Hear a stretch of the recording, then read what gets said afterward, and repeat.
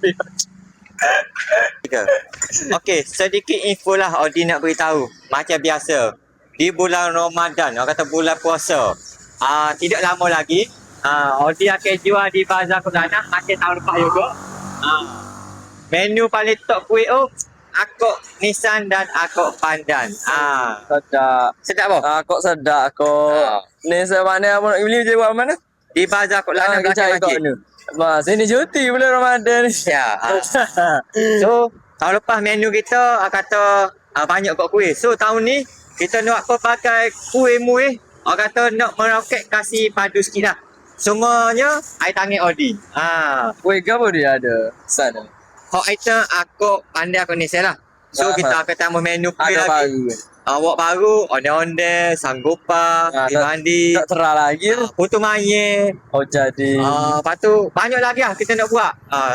Semoga kata dipermudahkan segala usaha dah.